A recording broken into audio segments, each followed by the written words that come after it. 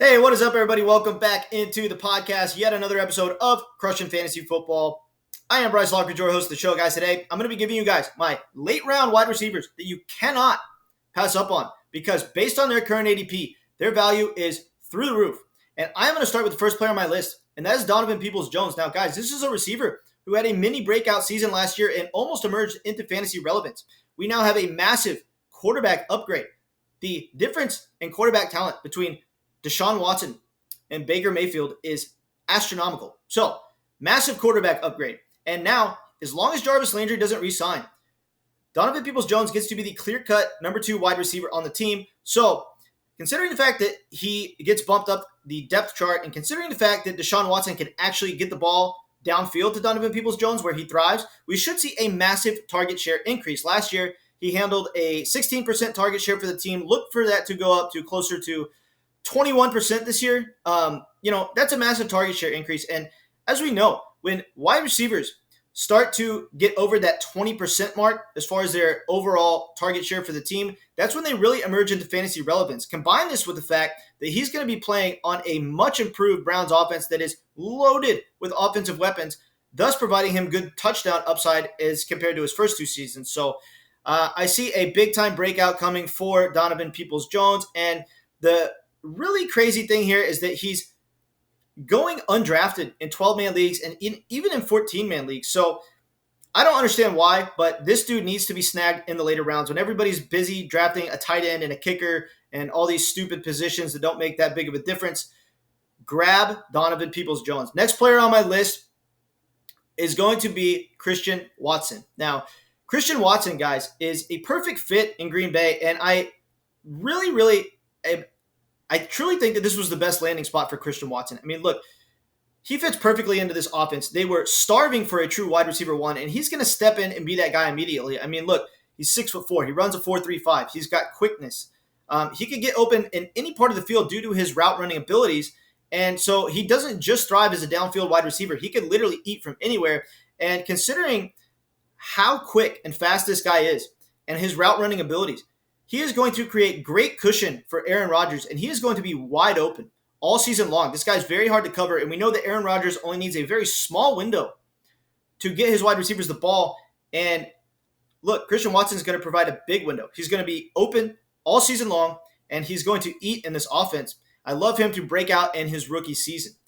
Next player on my list is going to be Devante Parker. Now, I love Devante Parker in the Patriots offense. We needed to see him go to an offense where he actually has a good quarterback. Devante Parker, guys, is a very good NFL wide receiver. This guy's a freak athlete. He's 6'3". He can run routes. And now he has a quarterback that I think has a very promising future in the NFL and Mac Jones to get him the ball. He's in a better coach system. He's in an offense that's going to score more points, thus providing higher touchdown upside.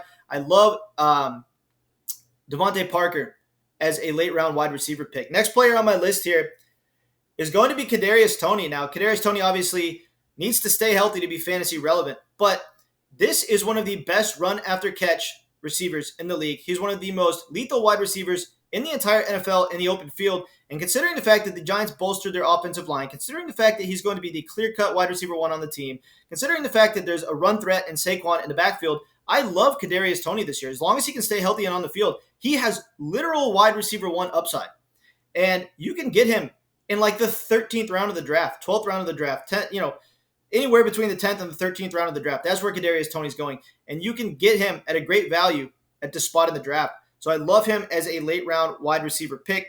Next player on my list is Chris Albabe. Now, obviously, there are good and bad things about Chris Albabe. I mean, incredible speed. He has the ability to line up in the slot. He can line up outside. He is a very versatile wide receiver. So this, coupled with the fact that you have a receiver in Jameis Winston who is never afraid to chuck the ball down the field as far as he can, I think that the big play ability for Chris Albabe in this offense makes him a very enticing late-round pick. Now, I don't think that he has the safest floor, but I think that he has a tremendously high ceiling, and that's what we look for in the later rounds is the high-ceiling players because the high-floor players really don't exist in this part of the draft anyway. So we're going for ceiling, and Chris Albabe has that.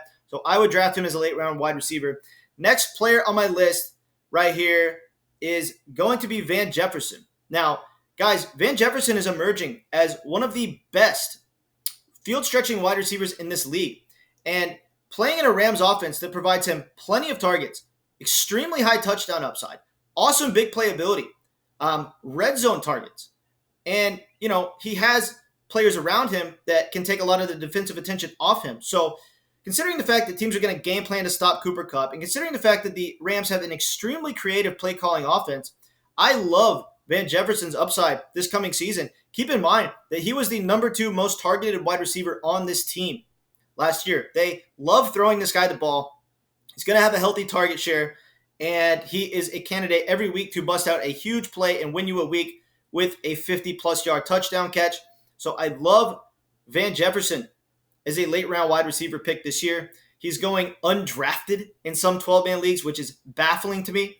But you need to grab this guy in the later rounds. He's going to be a big-time difference-making player in fantasy football this year. Next and final player on my list here that I have is going to be Tim Patrick. Now, there are a lot of differing opinions on Tim Patrick, and a big reason for this is because he is literally buried on the depth chart behind Courtland Sutton, Jerry Jeudy, the pass-catching running backs on the team, a decent pass-catching tight end. There are so many awesome offensive weapons on this team that, Tim Patrick, he is like pretty much the 4th offensive weapon on this team, maybe the 5th considering Melvin Gordon re-signed. I mean, this guy is going to be boom or bust. But what we do know is this. He provides you a tremendous weekly ceiling. He's 6'4", so the red zone capabilities are there.